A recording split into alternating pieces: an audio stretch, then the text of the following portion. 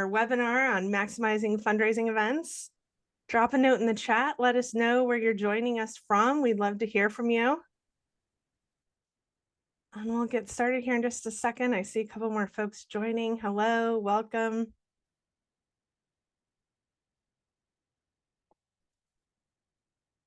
Let us know where you are joining from.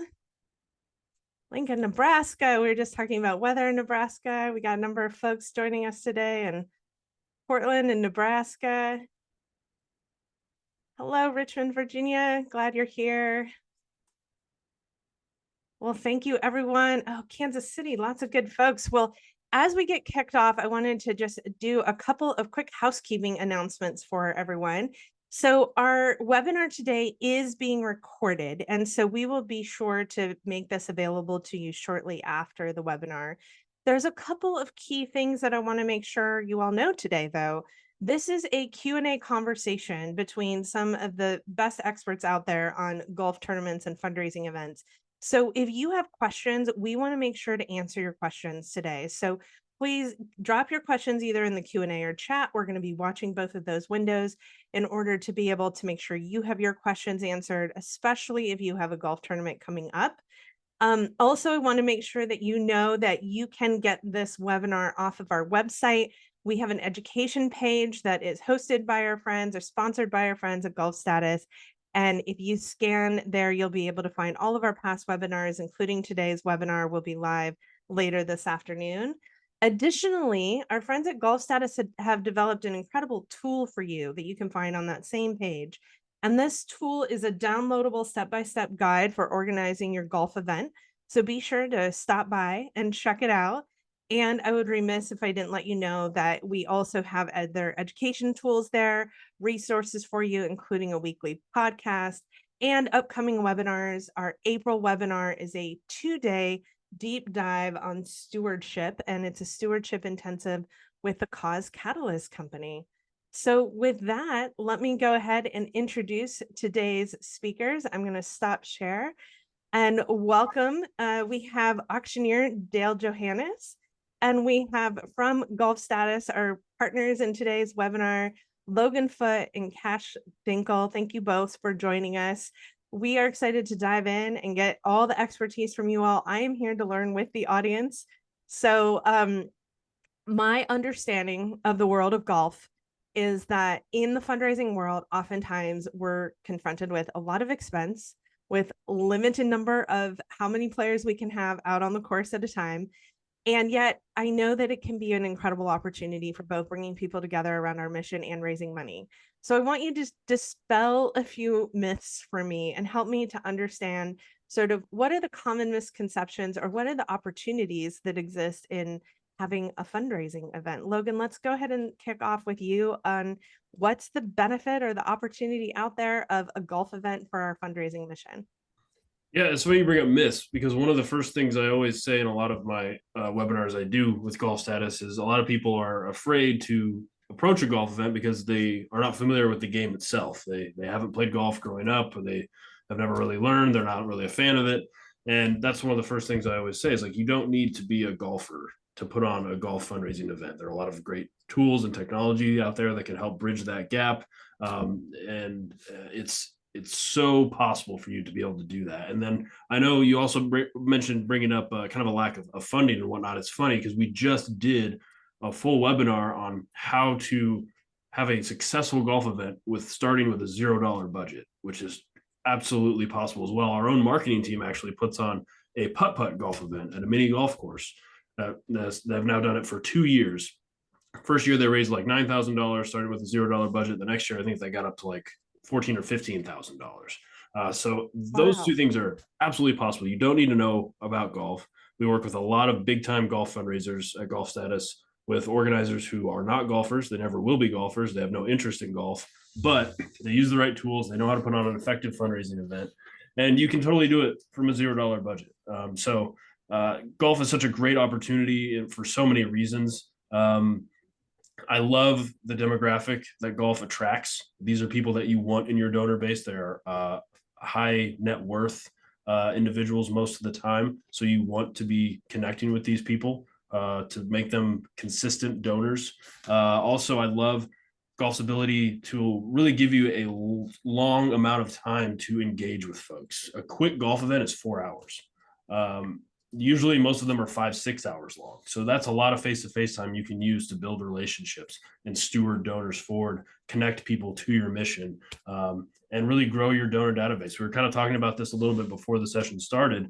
What happens with a lot of golf events is they're team events. So maybe one person who's familiar with your golf event signs up because they see the promotional stuff you're putting out. They bring along 3 of their friends who have no clue who you are, what your nonprofit does.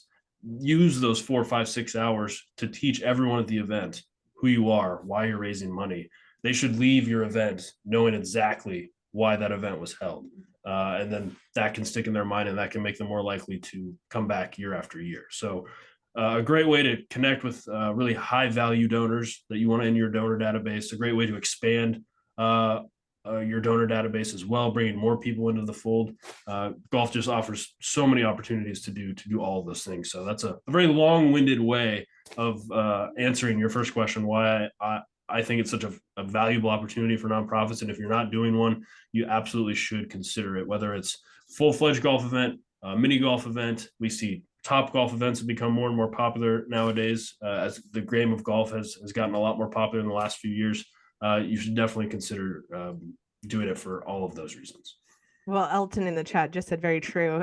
Not a golf player at all, and yet has planned 3 tournaments. So, Cash, you are a golf player. You are out on the course for those 4 hours. What are the missed opportunities that nonprofits just aren't leveraging, or where do you see there's more opportunity for really increasing fundraising? Yeah, I mean, we talked about this a little bit before we went live, but engaging players while they're on the course and having additional asks for potential fundraising options, whether that's giving them the ability to purchase more mulligans, to just simply send out a donation request and re-engage them with, hey, your $20 here could, help make this impact on our cause.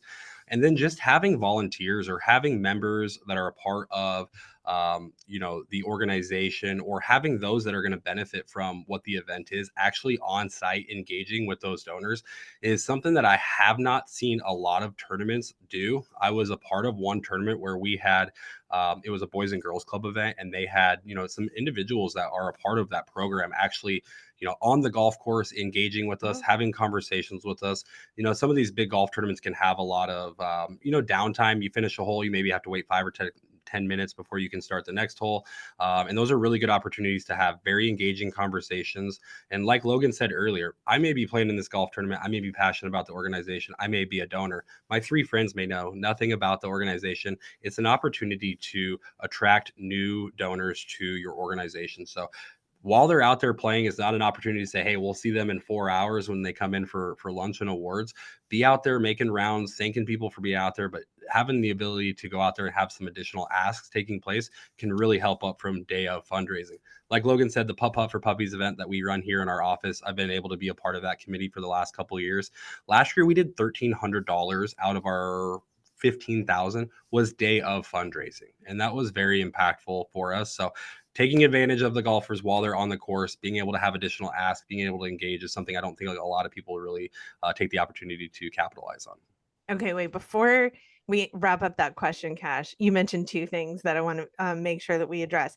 Elton is asking, okay, but what about golf etiquette?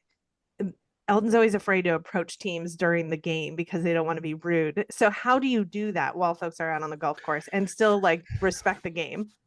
Yeah, at the end of the day, this isn't the US Open. I hope people aren't taking it that serious where they're going to be frustrated if you're coming out and having a conversation with them on the golf course. Typically, these events are meant to be very fun, very engaging. So there should be that expectation. I just wouldn't drive up to anybody while they're maybe hitting a putt or trying to hit a shot. But there's an opportunity when they pull up to a knee tee box before anyone's hit a shot to have conversations with them before they hit their tee shots, or when they're pulling up to the green before they start hitting their putts to kind of have those opportunities to interact. But more often than not, there's going to be some sort of downtime while they're waiting to be able to hit their next shot, in which you can easily interact with people. And hopefully nobody's too worried about golf etiquette those days. Like, again, these are meant to be fun, engaging days, not necessarily hyper competitive. I love that. Well, Dale, you do a lot of your fundraising off the course. You often are participating in the course activity. and then doing a lot of fundraising off the course. Can you talk to us about where nonprofits have more opportunity to raise money associated with the tournament, but off the course? Yeah, so it's interesting that Logan and Cash brought up quite a few opportunities already. There's opportunities on the course, where you can, your mulligans or with the pipe cleaners and all these different kind of methods that they have on the course. But then off the course, I didn't used to do this, but as golf tournaments grow and they're very, very popular and they're full and you've got time, Cash talked about that. So you're doing a shotgun, you're all out there starting at the same time. Sometimes they have doubles on the tee box. So you've got a lot of time with your folks. And when they come in, I'm doing an auction. I'm doing a full-on paddle raise afterwards. And why not? Cash and Logan both talked about you've got a new base right there in front of you.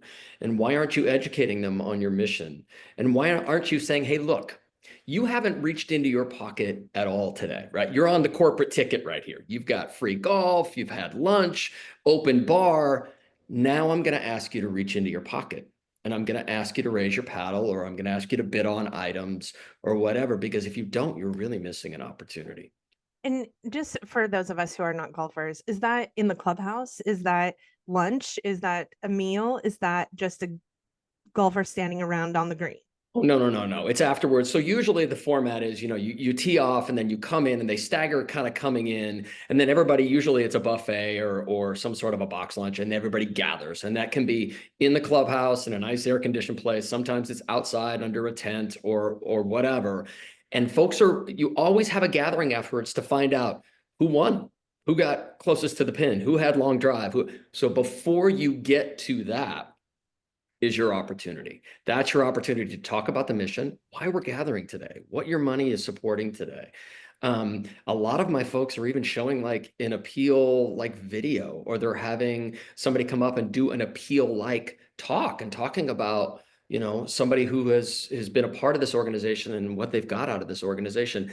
Then we do a quick ask or an auction even. There's one that I do 4 or 5 live auction items, mostly golf related, and they very, very, very well. And then we do an ask, and then you move right into all right, who's our first place, second place, third place, who got KP, and you get into that.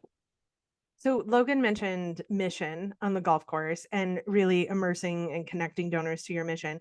Crystal just mentioned in the chat that they sell golf hats on the course for $50 that represents the price of a set of new twin bedding associated with their mission, and they sell out every time 100 to 125 hats. So on that note, I'm curious, Logan, have you seen other things like that you would say, oh, these items always sell, or this is something that you should add to a hole or an opportunity on the golf course before you start? Yeah, no, I'm glad you shouted that out, because I saw that comment and I was going to shout her out if you didn't, because that is just a fantastic example of weaving cause connection in, bringing it to the forefront of this is why we are raising money. And it's not a shock to me that they do sell out, because people see that. You say, oh, I spend this much money and I know exactly what it's going to be used for. And that feels good. And it kind of validates their donation right then and there. So, I mean, some other great examples of cause connection I've seen is, I can't remember the charity it was for, but it's a charity I think that works with children facing, medical diseases and whatnot. But they had a picture of a child who benefited from treatments or donations from this organization on every cart. It was a different child that told that specific child's story. I've seen a very tasteful display of boots, a rifle, and a helmet of a fallen soldier on display by a green at an event to benefit veterans and service members. So there's so many things that you can do to incorporate and tell your organization's story and the why behind why you're raising money. And Crystal's example is that's something I'm going to share with a lot of events we work with. That's fantastic, just phenomenal. Dale, I saw you unmute. Have you had other like mission specific things that you've seen? Yeah, so Ronald McDonald House Charities, they have a placard on every tee box that talks a little bit about, the organization and how many nights. But then there's also an opportunity, because we figured out how much it costs for a family to stay at a Ronald McDonald House for one night. There's an opportunity on one tee box to pay for one family's night. And every year we do that. It's incredible. And I mean, it's $117 a night. I'm going to give $117. Here's my number, charge my card. And so there's so many opportunities out there. Again, back to cashers, you've got time with folks, educate them, give them an opportunity to support the mission. Yeah, and I think it's important to do that cause connection even during the registration process when you're attracting sponsors. We were talking about the Folds of Honor tournament that I used to have a hand in the past. Everything that we sold from a sponsorship package, the average Folds of Honor sponsorship or scholarship was $5,000.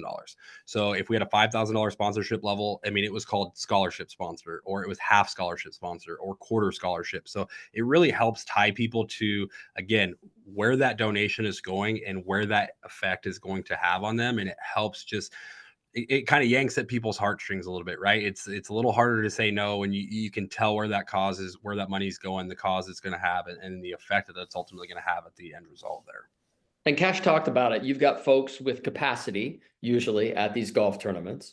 And so they have the capacity to make a difference. And if you don't tell them and ask them, you're missing an opportunity. So as a golf player, I have to ask you all, is there a limit to how many touch points like that you want to see on a golf course? Yes. Cash, you had yes, I'll chime in on yes. this. Coming from the golf, coming from the golf like side, routing the flow of a golf tournament. So yeah. So, most golf courses are going to limit you to, if it's an 18-hole traditional golf course, 144 players. So that way there's only 2 groups on each hole. When you get beyond that, we talked about, these days can be 4.5 to 6 hours long, depending on kind of how long the golf takes. We had talked about it too earlier, where if that day takes too long, by the time people are getting off that golf course, they're hot, they're exhausted. It's been a long day. They're ready to leave. And that draws away from the after golf, where you're doing the additional ask, where you're talking about the, the organization and all that. So it's a very delicate balance, because you want to obviously have multiple times where you're engaging your golfers. Having on-course contests is a fun way to add some excitement to it, but there is a point where it can be overdone. Having a contest on every hole, or having somebody engaging them on every hole, if it's short as far as the engagement opportunity, totally fine. But having contests on every hole, or having too many players, I always said 5 hours. If you get beyond 5 hours of golf, those people are getting off the golf course and probably heading home as quick as they possibly can. It's been a long day. So that's where it's always a little bit of a delicate balance. Now, you can have sponsors with tents out on the hole. They're just talking to people as they're coming through, but something that actually slows down the pace of play.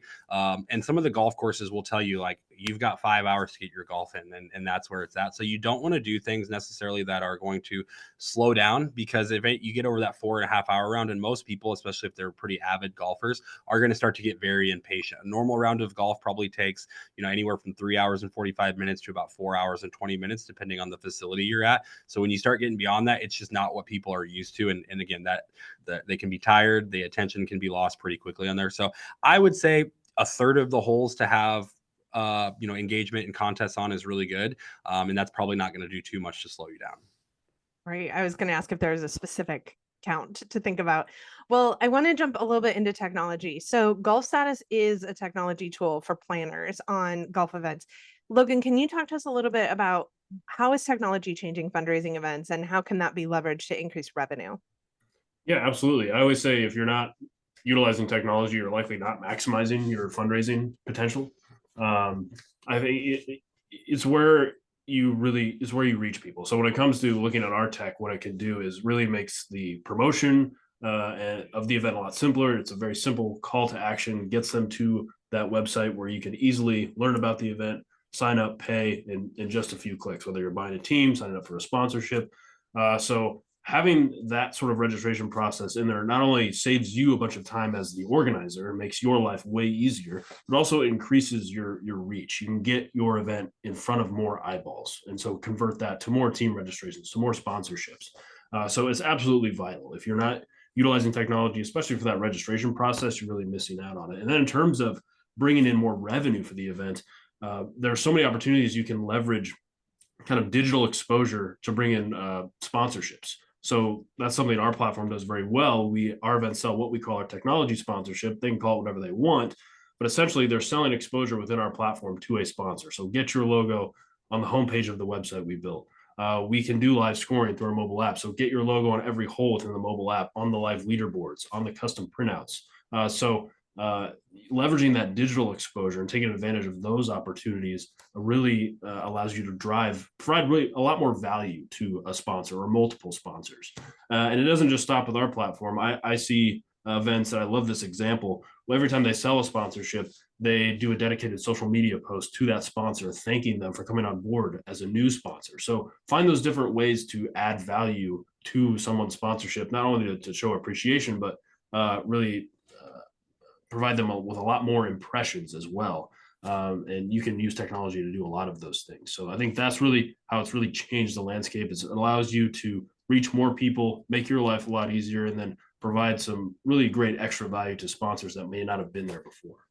And I'm assuming it also probably is a resource to be able to save time and effort in the planning process. Oh, absolutely. I mean, we estimate we can save around 30 to 40 hours of work. Wow. Per event.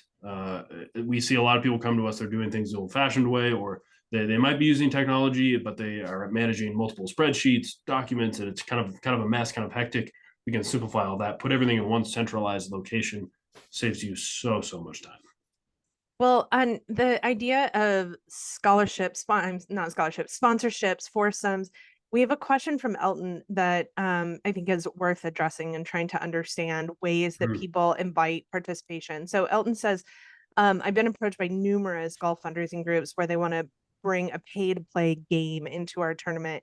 I always feel like it's a scam because they want to take a cut. Is this something people do a lot? Can you talk at all about pay to play? And is that something worth considering? It's a big business in the golf fundraising world. So probably the most common examples are we see kind of beat the pro contests where they'll bring out a professional golfer, whether it's like a professional long driver, or they'll be on a par 3, and like you see if you can pay, and you can see how much you can beat the pro to see if to win a prize usually. So there are a lot of companies that do this. Some are better than others. One that we have a relationship with is called Charity Golf International. They do a lot of great work. They have a lot of really good long drivers, as well as some professional golfers out there. But what I would do is I would definitely consider it because it can be very effective if you are kind of the right event and have those people with that capacity to give. So it's just another opportunity to make that ask for donations. And typically how they work is there's no cost up front. Then they'll split how much they fundraise with you. So I would just do some research, get on a call, really make sure you understand how they operate, and definitely get into the reviews. Because like I said, there are some companies out there that are really great to work with, and there's some companies out there that I think don't do it as well as some of the better ones. But yes, that is very common, and it can be a very effective way to raise money. Great. Asking for reviews.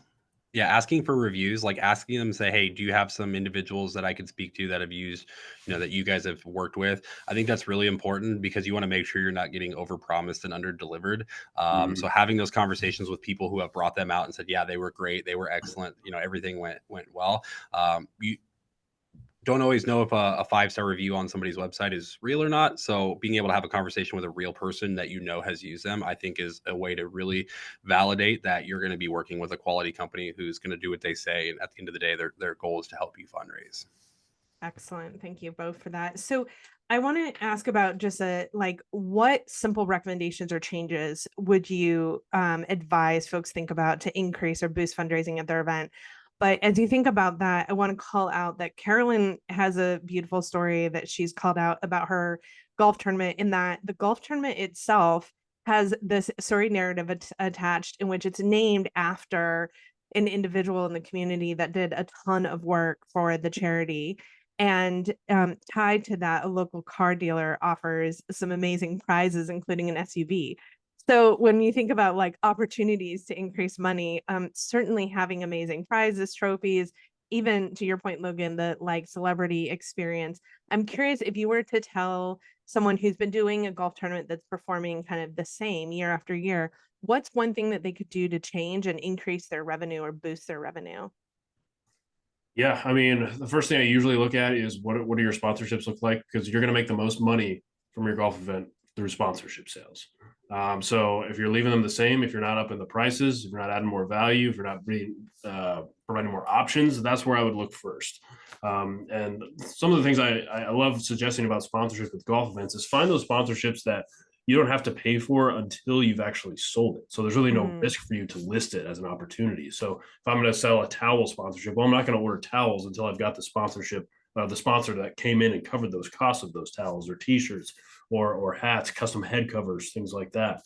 So find those opportunities. We talked about the digital opportunities that are there. Find those. I mean, those are a lot of the time, those are pure profit because there's nothing physical you actually have to fulfill to when you sell that sponsorship. So look for those opportunities as well. Then look at the on-course games that you could offer. Could you do a hole-in-one contest like Carolyn offered, where you have a car dealership that puts up a car? We do hole-in-one contests at GolfStatus with some cash prizes as well, included with some Dormy Network items as well, which is our sister company.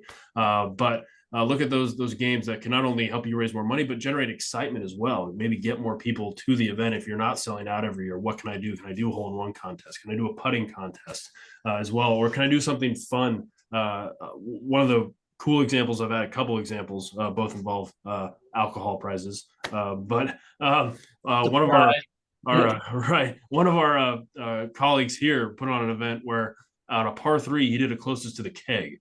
So you have the par 3, the green's over here, but the keg is way over here. So you have to decide, do I want to play this hole like normal and try to get a low score as typical, or do I want to try to get close to that keg on my tee shot and win the keg?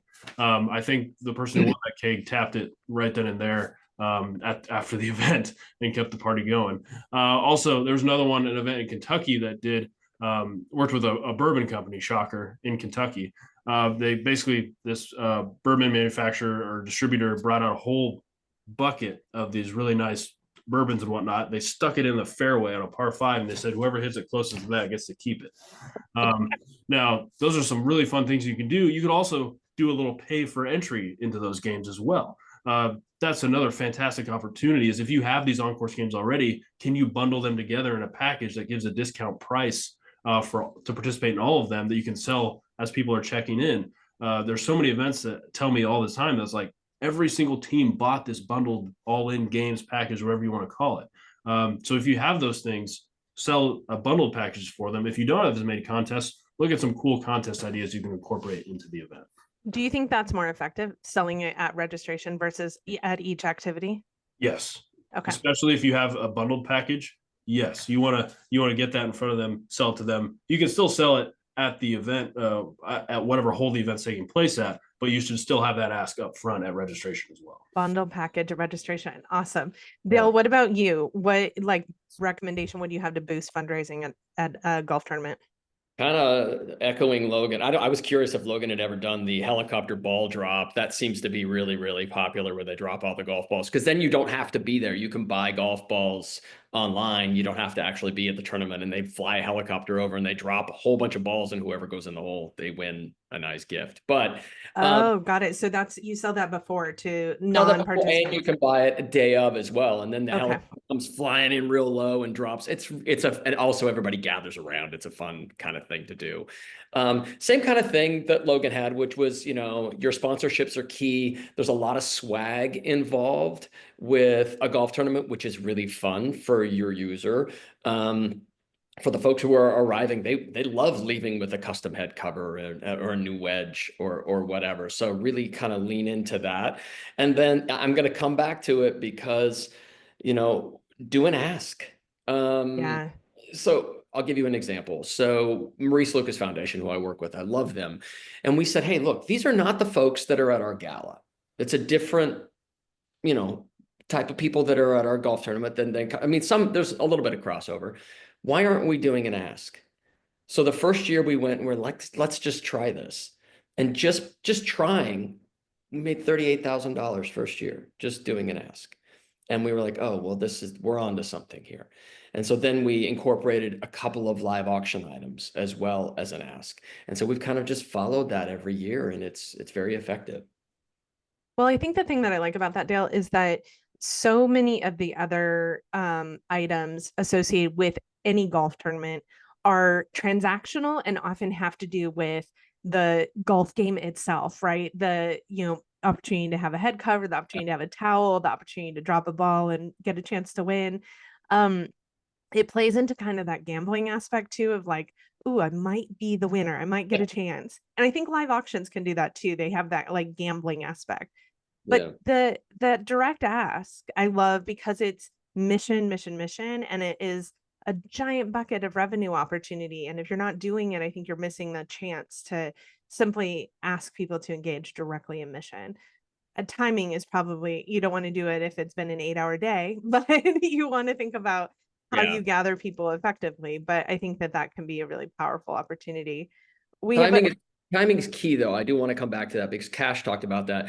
As the longer it takes to play golf, golfers can get a little annoying, and you really want them to have a good. It can be really. I mean, like if you're out there forever, if you're a true golfer, you're like it kind of interrupts your game, and it can be kind. You want them to have a good experience, and so we've got to time that ask as well. As when they come in, we have to make sure they get a little food in their belly, have a cold beverage, and then you get right into it. Right. Well, I see in the chat, Crystal mentioned that they have a couple of different opportunities, both of them $25 opportunities, a hole-in-one contest with a car dealership, and then a blackjack on the course with an opportunity that if you hit the bottle, you take home the bottle. So those are kind of a lower dollar participation versus that direct ask where it might be a $500 donation. So thank you, Dale. Great. I want to know a little bit, going back, Logan and Cassius, to the question about technology.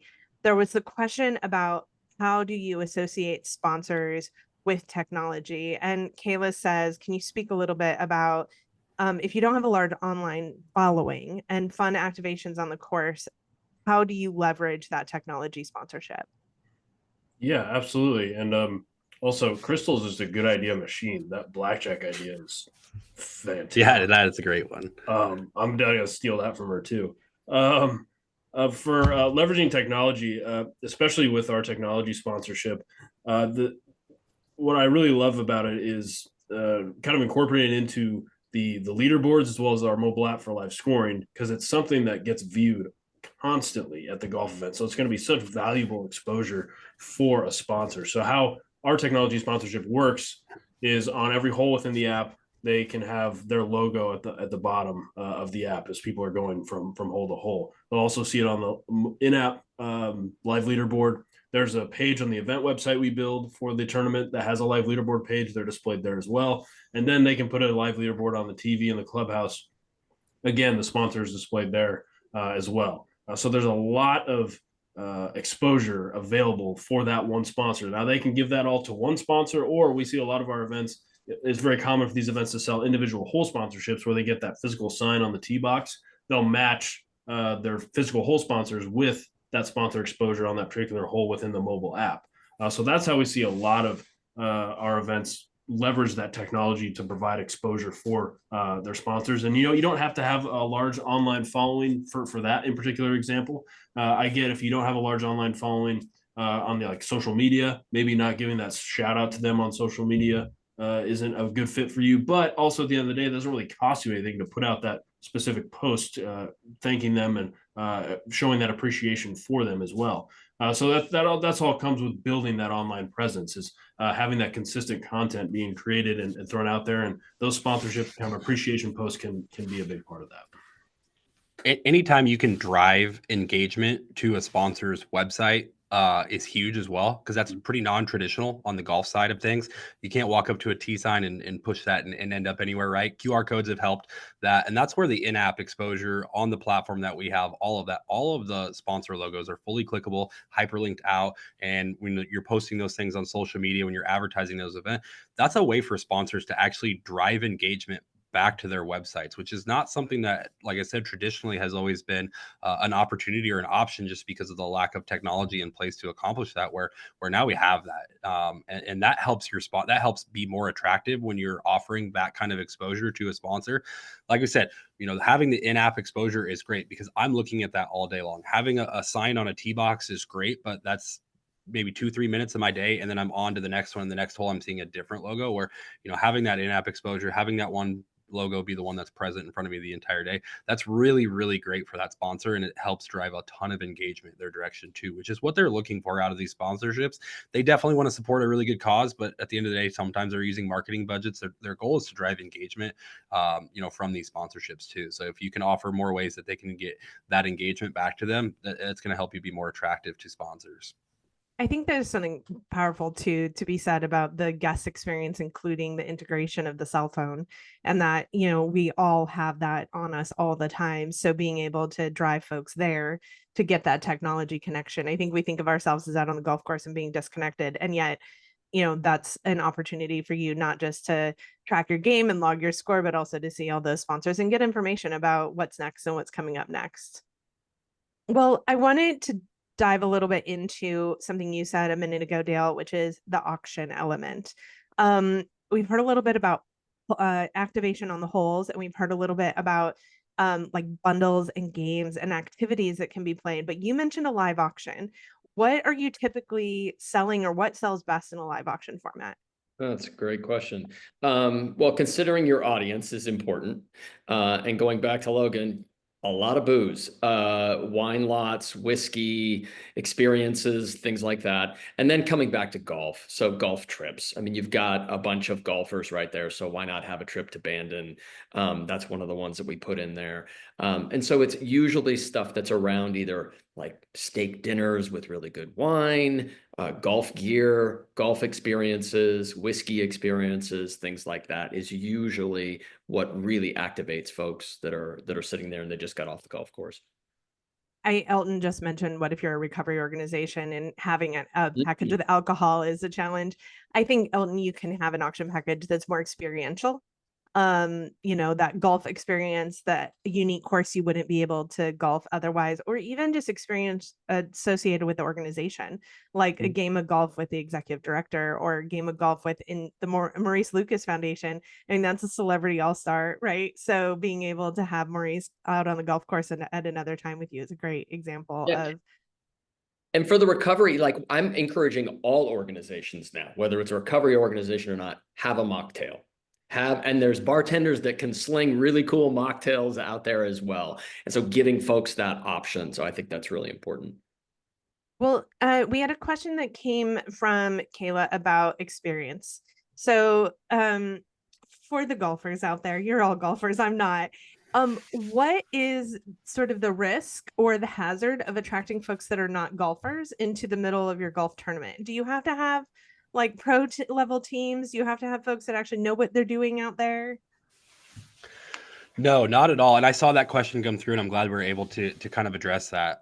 You're going to see, especially for these type of outings, you're going to see skill levels across the board, and that can be internally within a team. I've got a group of buddies I play in some tournaments with where I know we're going to be using most of my shots, and they're just there for a good time.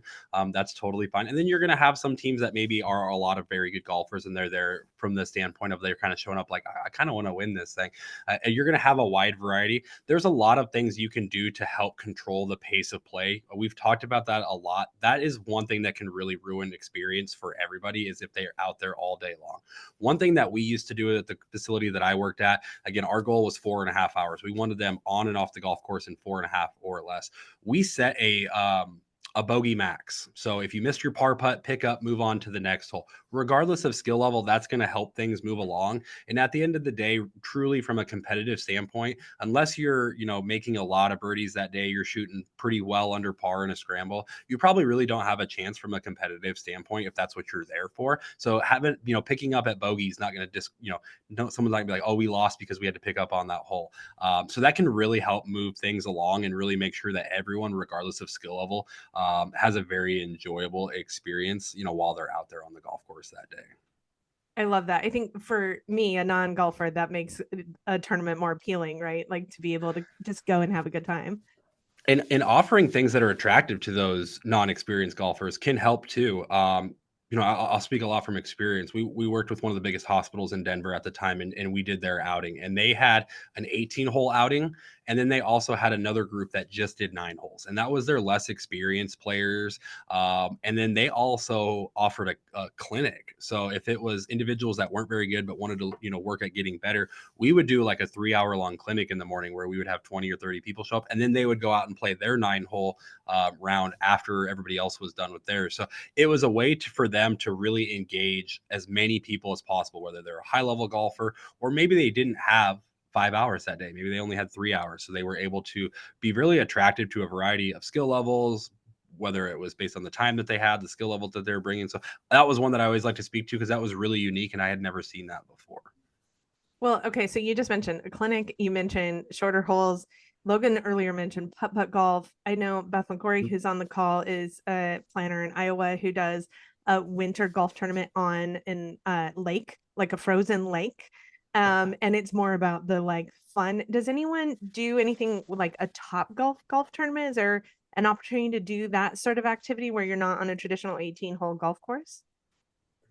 Yeah, the Top Golf event is has become popular. I don't know how. I don't know if like there's specific scoring involved with the Top Golf event, or it's more just let's gather and have a good time, have some food and drink, and hit some golf shots.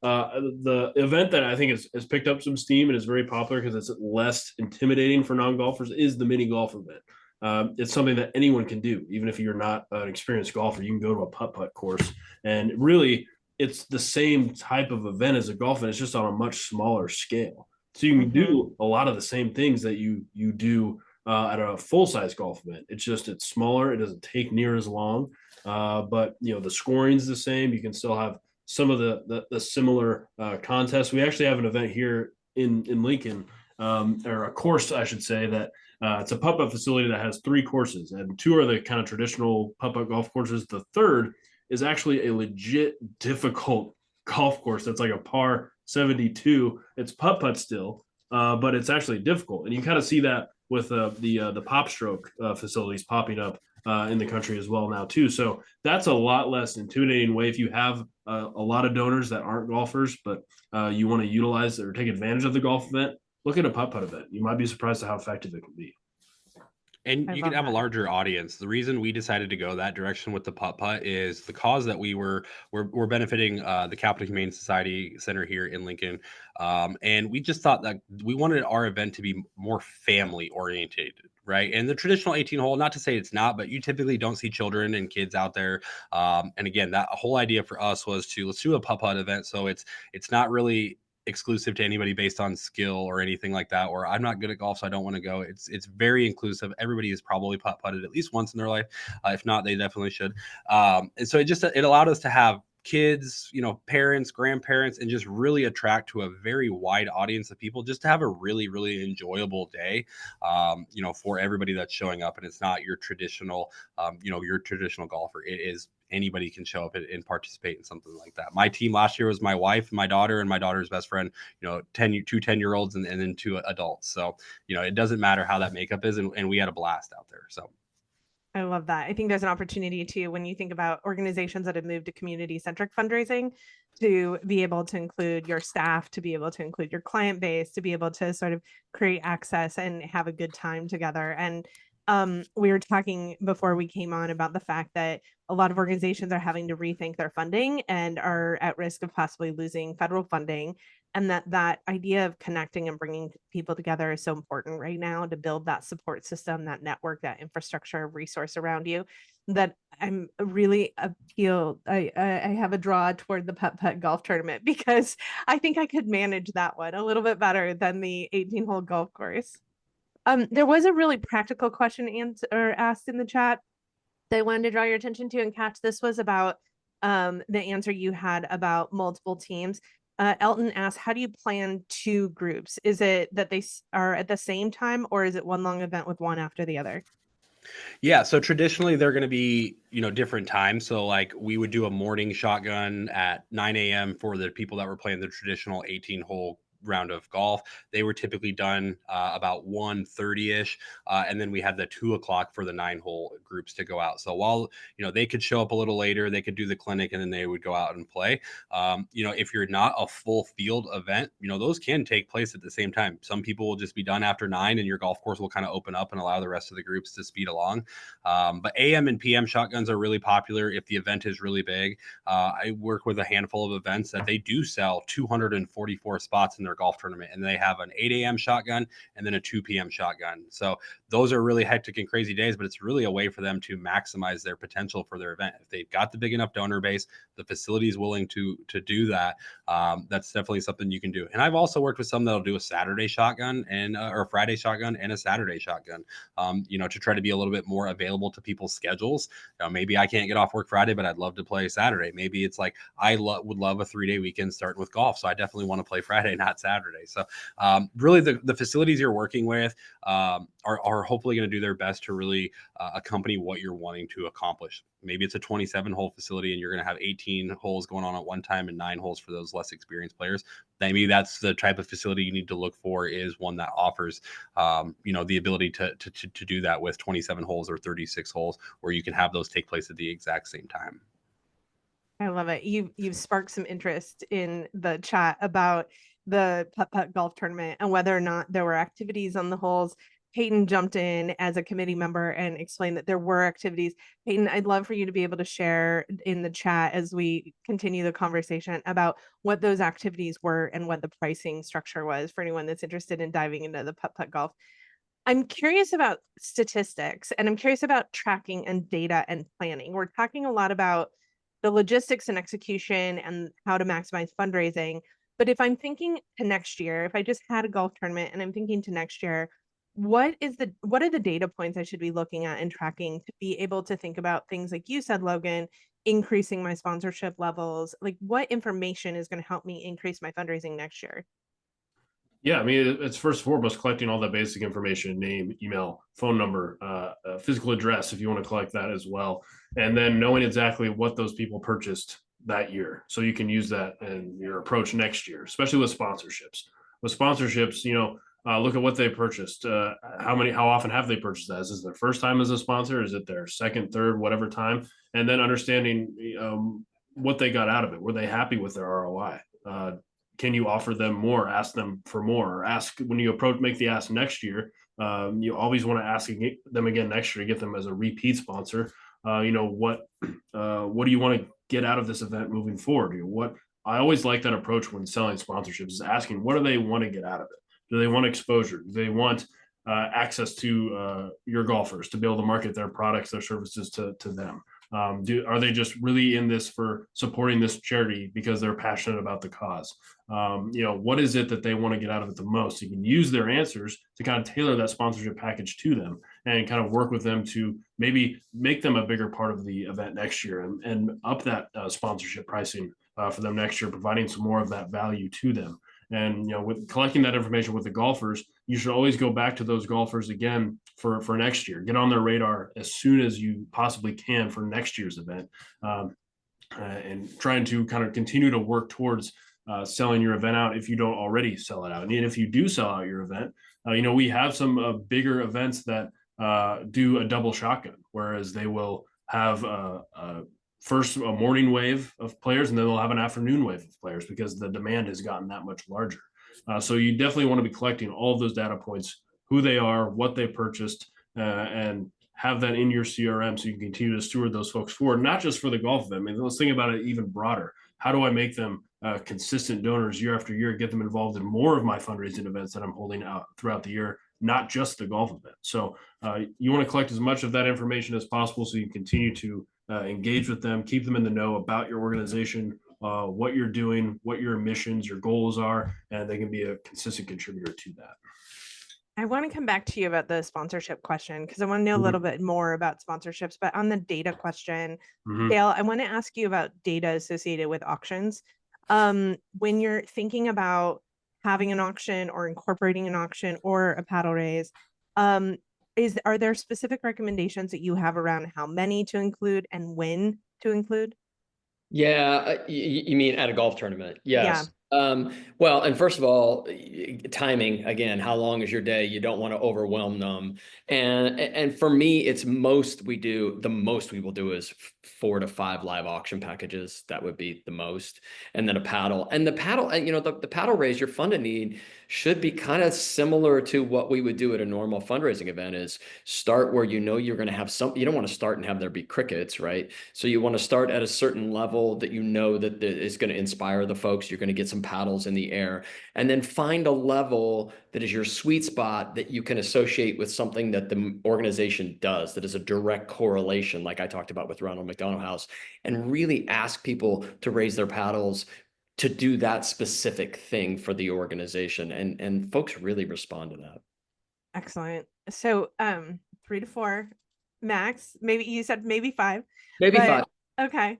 And then that paddle raise I think is an amazing opportunity. And like you said, in a traditional gala, we would kind of tell that story and then make that direct ask and start high, moving low with that opportunity to raise a paddle. I'm curious, in a golf tournament, have you ever seen anyone use a text to give instead of a paddle?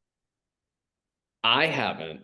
No, and there's obviously there's some strategy around that. It feels good to raise your paddle and to say, yeah, I want to be a part of this. And then everybody in the room sees you as well. And that momentum can kick in. And then all of a sudden you've got everybody raising their paddle. And it's amazing when that happens. And so I say try to get paddles in hand. I haven't done a golf tournament where there's text to give. I can see how it could be very effective, since we have the Golf Genius app anyways, and since we're tracking our scores and we're doing all that.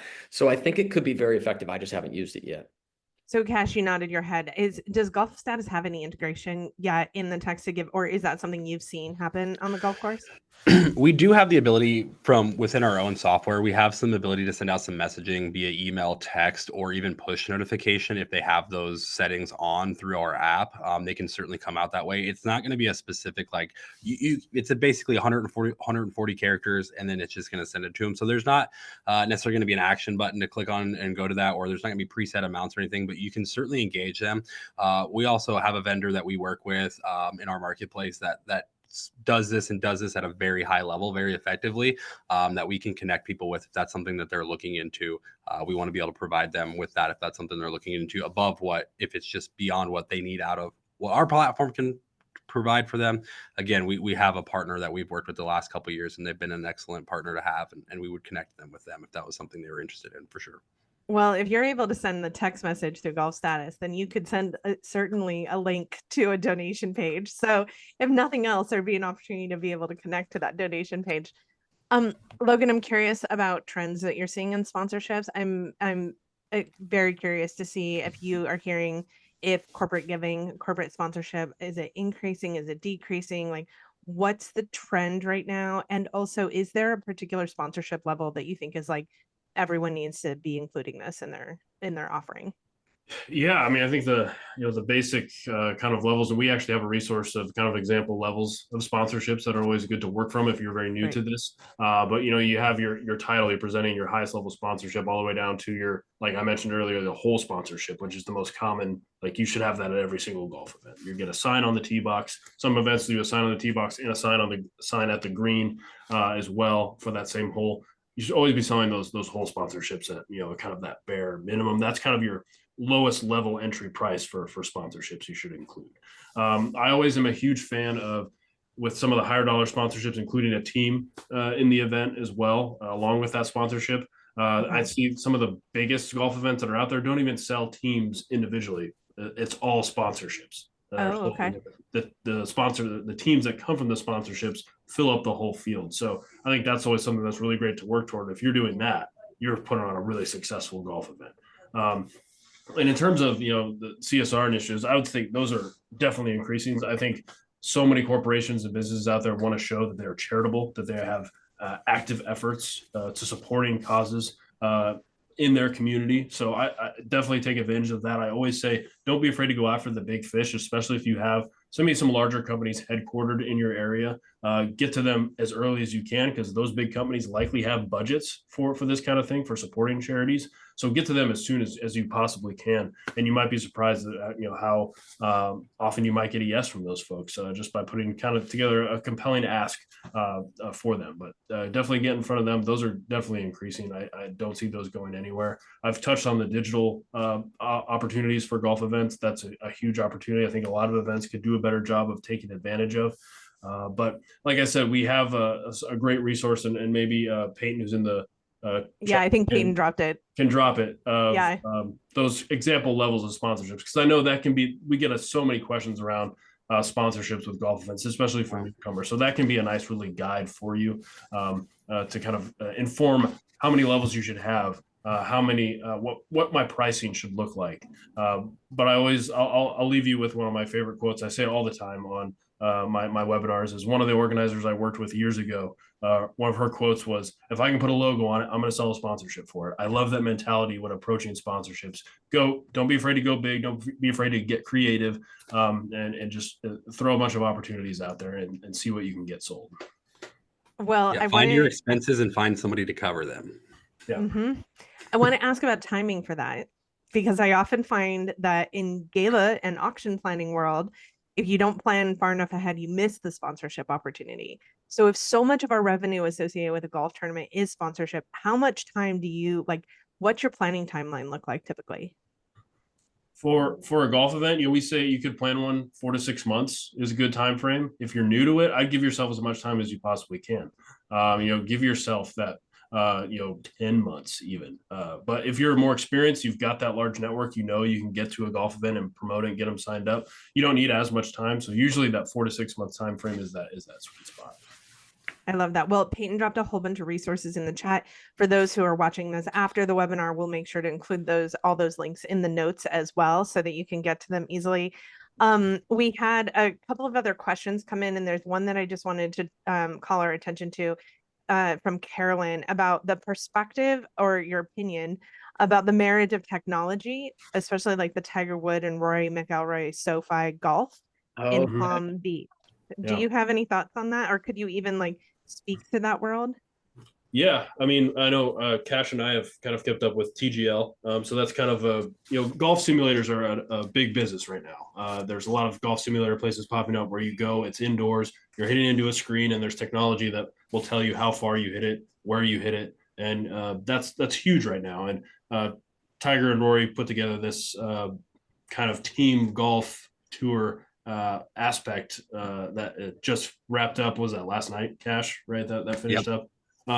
It's very interesting, and it's something that's very prominent in the golf world, and I think it's probably here to stay, especially when we look at here locally. Even I know it's all over the country.